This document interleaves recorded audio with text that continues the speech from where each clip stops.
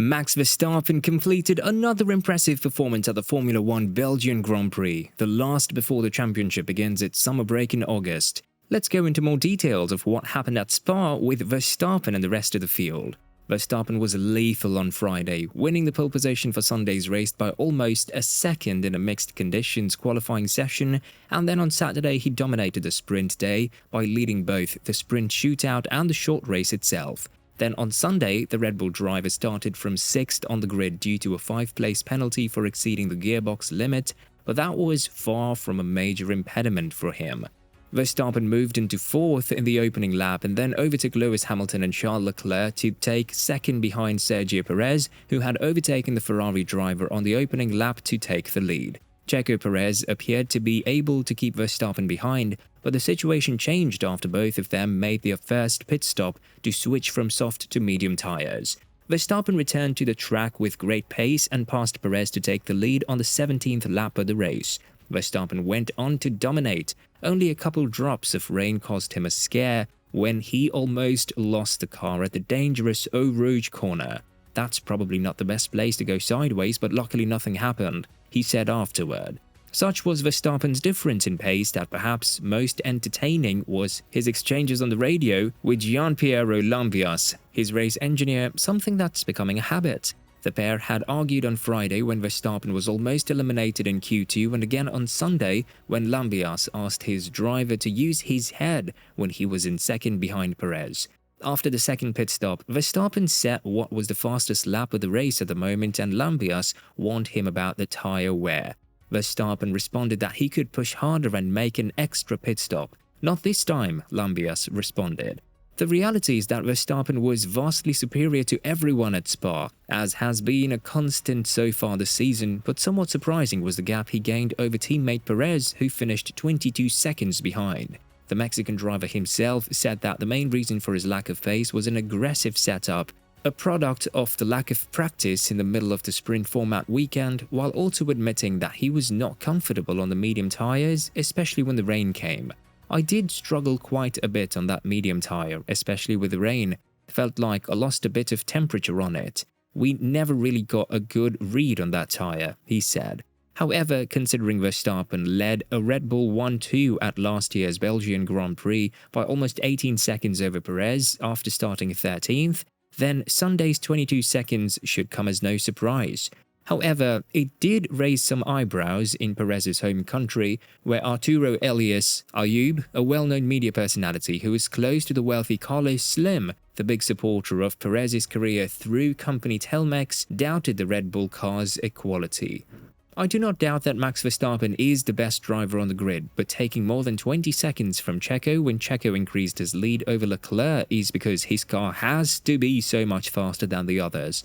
That much difference cannot be made by the driver alone. Anyway, great race, dear Checo. Congratulations," he wrote on Twitter.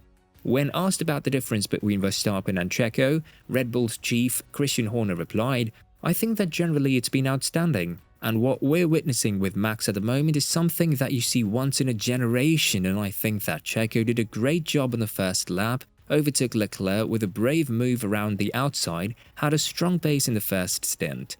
But then obviously we need to go through why he comparatively struggled on the medium tire." Red Bull's performance in Belgium nevertheless was proof of superiority over its rivals, with Perez himself finishing 10 seconds ahead of Charles Leclerc's Ferrari, whose third place was only the Italian team's third podium finish of the 2023 season. Interestingly, all three were in the sprint events of the year: Azerbaijan, Austria, and now Belgium. As Ferrari continues its rebuilding phase following the change of team boss with the arrival of Fred Vasseur, a podium finish is good news at Maranello after 2 bad races in Britain and Hungary. Leclerc was able to hold off Lewis Hamilton, who at one point in the race looked like he might challenge for the final step on the podium, only to have to settle for 4th. More interestingly, on the Mercedes side, the team unveiled some updates at Spa, including new side pods and changes to the floor, but they coincided with the return of bouncing on the straights, a problem that was the team's big headache in 2022. It was the main limiting factor this weekend. It's frustrating to check out for the holidays like this, but we've got to understand more based on the data, Mercedes boss Toto Wolff said. While Wolff believes the upgrades brought last weekend may have been a factor for this performance, he is still convinced that Mercedes is on the right development path.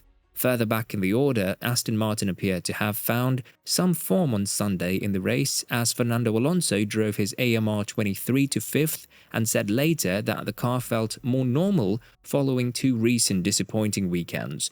It was also a great turnaround from a bad Saturday on Alonso's birthday, in which he retired from the sprint race after an uncharacteristic mistake that led him to crash.